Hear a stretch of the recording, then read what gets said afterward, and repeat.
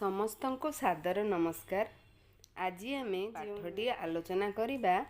ସେଇ ବିଷୟଟିର ନାଁ ହେଲା ମୋ ଜୀବନର ଅଭୁଲା କଥା। ଏଠାରେ ମୋ ଜୀବନର ଅଭୁଲା କଥା ଅର୍ଥାତ୍ ତୁମ ଜୀବନର ଅଭୁଲା କଥା ନୁହେଁ କିମ୍ବା ମୋ ଜୀବନର ଅଭୁଲା କଥା ନୁହେଁ। ଏ ହେଉଛି ଲେଖକ ସତ୍ୟନାରାୟଣ ରାଜଗୁରୁଙ୍କର ଜୀବନର ଅଭୁଲା କଥା। ଆମେ ମନେ ରଖିବା, ଲେଖକ ସତ୍ୟନାରାୟଣ ରାଜଗୁରୁ 1903 ମସିହାରେ ଜନ୍ମଗ୍ରହଣ କରିଥିଲେ। ସେ ଜନ୍ମଗ୍ରହଣ କରିବା ପରେ ଅନେକ ଗୁଡ଼ିଏ ପୁସ୍ତକ ସେ ରଚନା କଲେ, କିନ୍ତୁ ଯେତେ ସବୁ ପୁସ୍ତକ ସେ ରଚନା କରିଛନ୍ତି ତନ୍ମଧ୍ୟରୁ ଗୋଟିଏ ପୁସ୍ତକର ନାମ ହେଲା ମୋ ଜୀବନ ସଂଗ୍ରାମ। ଏହି ଯେଉଁ ବଡ଼ ପୁସ୍ତକଟିଏ ଲେଖିଥିଲେ, ସେହି ପୁସ୍ତକର ଏକ ଅଂଶ ତୁମ ପାଠ୍ୟକ୍ରମରେ ଦିଆଯାଇଛି। ପ୍ରଥମ ପ୍ରଶ୍ନ ହେଲା, ଏହି ଚିତ୍ରଟି ହେଲା ଲେଖକ ସତ୍ୟନାରାୟଣ ରାଜଗୁରୁଙ୍କର। ସେ ଏକ ଅଭୁଲା କଥାଟିକୁ ତୁମ ଆଗରେ ପ୍ରକାଶ କରିଛନ୍ତି। ତେବେ ମୋତେ କହିଲ, ତୁମ ଜୀବନରେ ମଧ୍ୟ ଏହିଭଳି ଅନେକ ଘଟଣା ଘଟିଥିବ ଯାହା ତୁମ ପାଇଁ ଅଭୁଲା ବା ତୁମେ ତାକୁ ଭୁଲି ନାହଁ। ଯେମିତି ତୁମର ଜନ୍ମଦିନ, ଯାହାକୁ ତୁମେ ଭୁଲି ନାହଁ, କିପରି ପାଳନ କରିଛ ମଧ୍ୟ ଭୁଲି ନାହଁ। ଏହା ବ୍ୟତୀତ ତୁମେ ଯଦି କୌଣସି ଦର୍ଶନୀୟ ସ୍ଥାନକୁ ବୁଲି ଯାଇଛ, ଯାହା ତୁମକୁ ଭଲ ଲାଗିଛି, ତାହା ମଧ୍ୟ ତୁମ ମାନସ ପଟରୁ ଭୁଲି ଯାଇ ନାହିଁ। ତେବେ ଆମେ ଏସବୁ ମନେ ରଖିଛେ, କିନ୍ତୁ କିଛି ବ୍ୟକ୍ତି ଅଛନ୍ତି ଯେଉଁମାନେ ଏହି ଜିନିଷ ଗୁଡ଼ିକ ବା ଏହି ଅଭୁଲା ସ୍ମୃତି ଗୁଡ଼ିକ ସେ ପୁସ୍ତକରେ ଲିପିବଦ୍ଧ କରି ରଖିଛନ୍ତି। ଠିକ୍ ଏହିଭଳି ଜଣେ ବ୍ୟକ୍ତି ହେଲେ ସତ୍ୟନାରାୟଣ ରାଜଗୁରୁ। ସେ ଯେଉଁ ପୁସ୍ତକ ଲେଖିଛନ୍ତି ମୋ ଜୀବନ ସଂଗ୍ରାମ, ସେହି ପୁସ୍ତକରେ ସେ ଏଠାରେ ମୋ ଜୀବନର ଅଭୁଲା କଥା ବିଷୟ ଲେଖିଥିଲେ ଏବଂ ସେ ବହିଟି ତାଙ୍କର କେନ୍ଦ୍ର ସାହିତ୍ୟ ଏକାଡେମୀ ଦ୍ୱାରା ପୁରସ୍କୃତ ହୋଇଛି। ବର୍ତ୍ତମାନ ଆମେ ଦେଖିବା କିଛି ଚିତ୍ର। ଏ ଦେଖ, ମହାତ୍ମା ଗାନ୍ଧୀ। ଆଉ ମହାତ୍ମା ଗାନ୍ଧୀ ଏକ ମଞ୍ଚ ଉପରେ ରହି ଲୋକଙ୍କୁ ଉଦ୍ବୋଧନ ଦେଉଛନ୍ତି। ତୁମକୁ ଲାଗିବ ତୁମ ପୁସ୍ତକରେ ମଧ୍ୟ ଏହି ଚିତ୍ରଟି ଅଛି। ମୋର କହିବାର ଉଦ୍ଦେଶ୍ୟ ହେଲା, ଲେଖକ ସତ୍ୟନାରାୟଣ ରାଜଗୁରୁ ଯେତେବେଳେ ଚତୁର୍ଥ ଶ୍ରେଣୀରେ ପଢ଼ୁଥିଲେ, ଏକଦା ମହାତ୍ମା ଗାନ୍ଧୀ ପାରଳାଖେମୁଣ୍ଡି ବୁଲିବା ପାଇଁ ଆସିଥିଲେ। ସେଠାରେ ସେ ଏକ ଭାଷଣ ଦେବେ, କିନ୍ତୁ ଲୋକଙ୍କର ଏତେ କୋଳାହଳ ଥିଲା, ତା ଭିତରେ ସେ ଜନଗହଳି ରାସ୍ତାରୁ ଛାତ୍ରମାନେ ତାଙ୍କୁ ପାଛୋଟି ଆଣିବାର ବ୍ୟବସ୍ଥା ଥିଲା।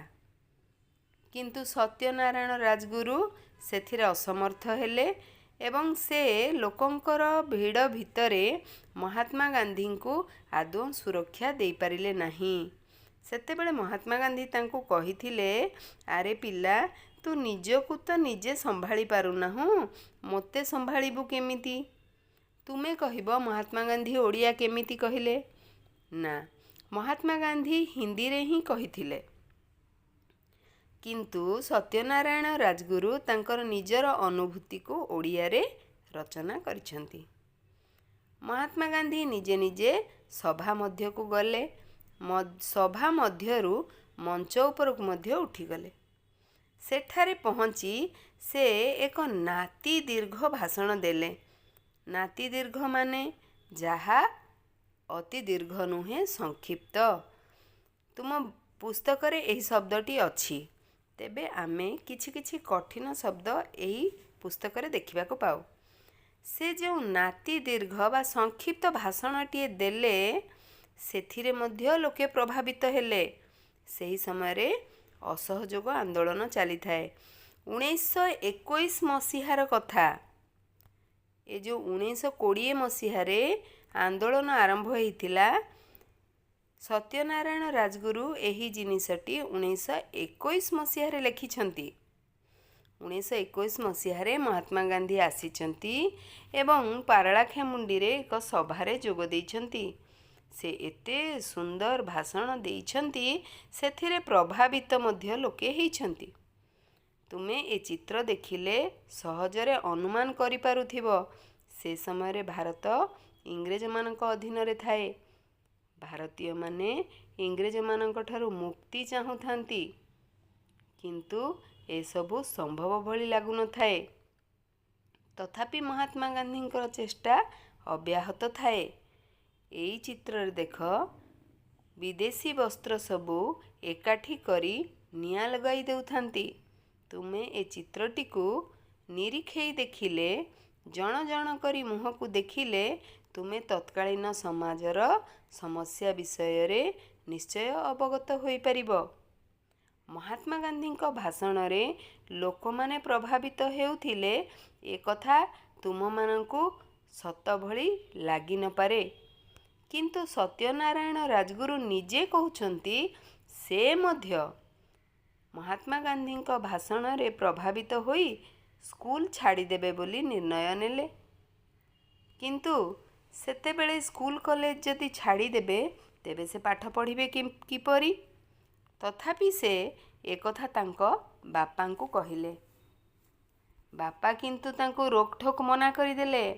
ବାପା କହିଲେ, ତୁମେ ଯଦି ଦେଶ ପାଇଁ କିଛି କାମ କରିବା ପାଇଁ ଚାହୁଁଛ, ତେବେ ପ୍ରଥମେ ତୁମକୁ ଜ୍ଞାନ ପରିପକ୍ୱ ହେବା ଦରକାର। ପରିପକ୍ୱ ଶବ୍ଦଟି ମଧ୍ୟ ତୁମ ପାଇଁ ନୂଆ। ଜ୍ଞାନ ପରିପକ୍ୱ ମାନେ ଜ୍ଞାନର ଭଲ ଭାବରେ ତୁମେ ଆହରଣ କରିବା ଦରକାର।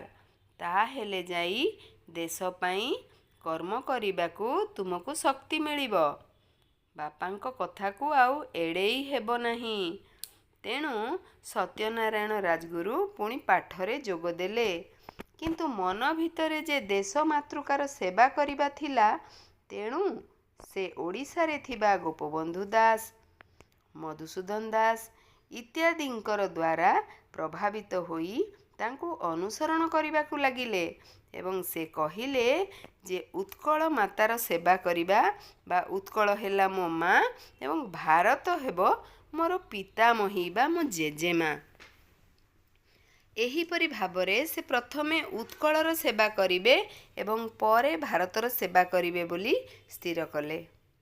ଦିନେ ସାଙ୍ଗସାଥୀ ମିଶି ଏକାଠି କଥା ହେଉଥାନ୍ତି, ହଠାତ୍ ଜଣେ ପିଲା ତାଙ୍କ ପାଖକୁ ଚାଲି ଆସିଲା। ସେ ବୋଧେ କିଛି ଭିକ୍ଷା ଆଶା କରୁଥିଲା। ପିଲାଟି ଗୌରବର୍ଣ୍ଣ, ସୁସ୍ଥ ସବଳ, କିନ୍ତୁ ତା ମୁହଁରେ ଅନାହାର କ୍ଳିଷ୍ଟ ଆଉ ସେ ଶୁଷ୍କ। ତାକୁ ଦେଖି କେଜାଣି କାହିଁକି ସତ୍ୟନାରାୟଣ ରାଜଗୁରୁଙ୍କ ମନରେ କୌତୂହଳ ହେଲା। ପଚାରିଲେ, ଘର ତୁମର କେଉଁଠି? ପିଲାଟି କହିଲା, ମୋ ଘର ଖଲିକୋଟରେ। ତୁମ ନାଁ କ'ଣ? ପିଲାଟି କହିଲା, ତା ନାଁ ହେଲା ବ୍ରହ୍ମଚାରୀ ମୁଇଁ।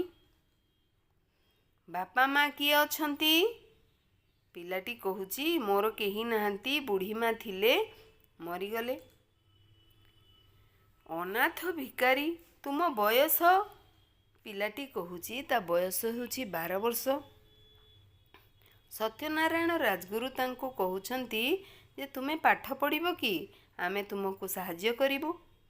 ଏହା ଶୁଣି ପିଲାଟି ତ ଖୁସି ହେଇଗଲା, କିନ୍ତୁ ସେ ମୁଣ୍ଡ ନୁଆଁଇ କହିଲା, ବାବୁ, ମୁଁ ତ ଖାଇବାକୁ ପାଉନାହିଁ, ଟଙ୍କା ଦେଇ ପଢ଼ିବି କେମିତି? ବହିପତ୍ର, ଲୁଗାପଟା ମୁଁ ପାଇବି କୁଆଡ଼ୁ? ଦେଖ, ବହିପତ୍ର, ଲୁଗାପଟା ଏସବୁ ହେଲା ଯୁଗ୍ମ ଶବ୍ଦ। ଏହିଭଳି ଅନେକ ଯୁଗ୍ମ ଶବ୍ଦ ତୁମେ ଏ ବିଷୟଟିରୁ ପାଇବ। ଯୁଗ୍ମ ଶବ୍ଦ ଯେତେବେଳେ ବ୍ୟାକରଣ ଆମେ ପଢ଼େଇବା, ସେତେବେଳେ ଆମେ ଜାଣିବା ଯୁଗ୍ମ ଶବ୍ଦଟି ସାହିତ୍ୟକୁ ରୁଦ୍ଧିମନ୍ତ କରେ। ଅର୍ଥାତ୍ ଗଳ୍ପରେ କିମ୍ବା ପ୍ରବନ୍ଧରେ ଏହି ଯୁଗ୍ମ ଶବ୍ଦଗୁଡ଼ିକ ରହିବା ଦ୍ୱାରା ତାହା ଅଧିକ ମନୋହର ଲାଗେ। ଆଚ୍ଛା, ଏ ପିଲାଟିର କଥା ଶୁଣି ସାଙ୍ଗମାନେ ସମସ୍ତେ ଚିନ୍ତା କଲେ ଯେ ଆମେ ପିଲାଟିକୁ ପଢ଼ାଇବା। କିପରି ପଢ଼ାଇବା? ତାକୁ ଆମେ ମଣିଷ କରିବା। ତେଣୁ ସାଙ୍ଗସାଥୀ ସମସ୍ତେ କିଏ ବହିପତ୍ର ଦେଲା, ତ କିଏ ଜାମା ଲୁଗାପଟା ଦେଲା। ସମସ୍ତେ ଦେବା ପରେ ସତ୍ୟନାରାୟଣ ରାଜଗୁରୁ ନିଜେ ତାର ଖିଆପିଆର ବନ୍ଦୋବସ୍ତ କରିଦେଲେ। କେଉଁଠି କଲେ ତାର ଖିଆପିଆର ବନ୍ଦୋବସ୍ତ? ରାଧାକାନ୍ତ ମଠରେ କଲେ। ରାଧାକାନ୍ତ ମଠର ମହନ୍ତଙ୍କୁ ସେ ଅନୁରୋଧ କଲେ ଆଉ କହିଲେ ଯେ ପିଲାଟିର ଖାଇବା ବନ୍ଦୋବସ୍ତ ବୁଝିବେ। ସେତେବେଳେ ରାଜା ପାରଳାଖେମୁଣ୍ଡିର ମହାରାଜ ଉତ୍ତମ ଛାତ୍ରମାନଙ୍କୁ ସ୍କଲାରସିପ୍ ଦେବାର ବ୍ୟବସ୍ଥା ଥିଲା। ତେଣୁ ପିଲାଟି ପାଠ ଅତି ସହଜରେ ପଢ଼ିପାରିଲା ଏବଂ ମହନ୍ତ ମହାରାଜ ବି ସାହାଯ୍ୟ କଲେ। ପିଲାଟି ଖୁବ୍ ଶୀଘ୍ର ପାଠ ପଢ଼ିବାକୁ ଲାଗିଲା। କଲେଜ ଯେତେବେଳେ ସେ ଗଲା ସେତେବେଳେ ଦ୍ୱିତୀୟ ମହାସମର ବା ବିଶ୍ୱଯୁଦ୍ଧ ଆରମ୍ଭ ହୋଇଥାଏ। 1939 ମସିହା କଥା, ଯେତେବେଳେ ଦ୍ୱିତୀୟ ବିଶ୍ୱଯୁଦ୍ଧ ଆରମ୍ଭ ହୋଇଥାଏ। ଭାରତ ଯେହେତୁ ଇଂରେଜମାନଙ୍କ ଅଧୀନରେ ଥାଏ, ତେଣୁ ଭାରତୀୟ ସେନାମାନେ ମଧ୍ୟ ଦ୍ୱିତୀୟ ବିଶ୍ୱଯୁଦ୍ଧ ପାଇଁ ଏକ ଇଣ୍ଡିଆନ୍ ବାଟାଲିୟନ୍ ତିଆରି କଲେ। ଏହି ସମୟରେ ରାଜାଙ୍କୁ କୁହାଯାଇଥିଲା ସେ କିଛି ପିଲାଙ୍କୁ ନିୟୋଜିତ କରିବେ। କଲେଜ ଯାଇ ଯେତେବେଳେ ସଭାରେ କହିଲେ ମହାରାଜ ଯେ କିଏ ଏପରି ଅଛି ଯେ ଯୁଦ୍ଧରେ ଯିବା ପାଇଁ ଚାହୁଁଛି, ସେତେବେଳେ କେବଳ ଗୋଟିଏ ପିଲା ହାତ ଉଠେଇଲା ଏବଂ ସେ ହେଉଛି ବ୍ରହ୍ମଚାରୀ ମୁଇଁ। ଏ ପିଲାଟି ଭଲ ଭାବରେ ଯୁଦ୍ଧରେ କୌଶଳ ଶିଖିବ ବୋଲି ମାନ୍ଦ୍ରାଜ ଚାଲିଗଲା। ମାନ୍ଦ୍ରାଜରେ ଭଲ ଭାବରେ ସେ ପାଠ ପଢ଼ିଲା ଏବଂ ସେଠାରେ ସେ ଯୁଦ୍ଧ ଶିକ୍ଷା ମଧ୍ୟ କଲା। 1943 ମସିହା ଯେତେବେଳେ ସତ୍ୟନାରାୟଣ ରାଜଗୁରୁ ହଠାତ୍ ଦିନେ ଜଗିଥାନ୍ତି ଖୋର୍ଦ୍ଧା ଷ୍ଟେସନରେ ରେଳକୁ, ସେହି ସମୟରେ ହଠାତ୍ ଜଣେ ଅଫିସର ଆସିଲେ ଏବଂ ସତ୍ୟନାରାୟଣ ରାଜଗୁରୁଙ୍କୁ ପ୍ରଣାମ କଲେ। ସତ୍ୟନାରାୟଣ ରାଜଗୁରୁ ଜମା ଚିହ୍ନି ପାରିଲେ ନାହିଁ। ଶେଷରେ ସେ ନିଜ ପରିଚୟ ଦେଲେ, ସେ ହେଉଛନ୍ତି ତାଙ୍କର ସେହି ବ୍ରହ୍ମଚାରୀ ମୁଇଁ। ସତ୍ୟନାରାୟଣ ରାଜଗୁରୁ ଆଶ୍ଚର୍ଯ୍ୟ ହେଲେ। ସତେ ଯେପରି ଏ ନଗଣ୍ୟ ଭିକାରୀ ଆଜି ଦେଶ ମାତୃକାର ସେବାରେ ଉଚ୍ଚତମ ସ୍ଥାନ ଅଧିକାର କରିଛି। ତାଙ୍କ ବାପାଙ୍କ କଥା ମନେ ପଡ଼ିଲା। ବାପା ମଧ୍ୟ କହିଥିଲେ, ବିଦ୍ୟାରେ ଯଦି ପରିପକ୍ୱ ହେବ ତେବେ ଯାଇ ଦେଶ ମାତୃକାର ସେବା କରିବା ପାଇଁ ଶକ୍ତି ମିଳିବ। ମନରେ ତାଙ୍କର ଟିକିଏ ଗର୍ବ ସଞ୍ଚାର ହେଲା। ସତେ ଯେମିତି ସେଦିନର ତାଙ୍କର ଉଦ୍ୟମ ଯୋଗୁଁ ଆଜି ପିଲାଟି ନାମ ଲେଖାଇ ପାରିଲା। ଆଜି ସେ ଭାଗ୍ୟ ବଳରେ କେତେ ଉଚ୍ଚକୁ ଉଠିପାରିଛି।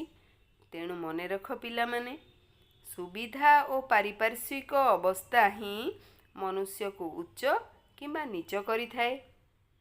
ପିଲାଟି ପାଖରେ କିଛି ନଥିଲା, କିନ୍ତୁ ବିଦ୍ୟା ବଳରେ ସେ ତା ଆଗକୁ ଅଗ୍ରସର କରିପାରିଲା। ଏହି ବିଷୟଟିରେ ଆମେ ଯେଉଁ ଚରିତ୍ରମାନଙ୍କୁ ଦେଖିଲେ ସେ ହେଲେ ସତ୍ୟନାରାୟଣ ରାଜଗୁରୁ, ମହାତ୍ମା ଗାନ୍ଧୀ, ମଧୁବାବୁ, ଗୋପବନ୍ଧୁ, ବ୍ରହ୍ମଚାରୀ ମୁଇଁ, ରାଧାକାନ୍ତ ମଠର ମହନ୍ତ, ପାରଳା ମହାରାଜ। ଏହା ବ୍ୟତୀତ ତୁମେ 3ଟି ମସିହା ବା ସମୟକୁ ମନେ ରଖିବ।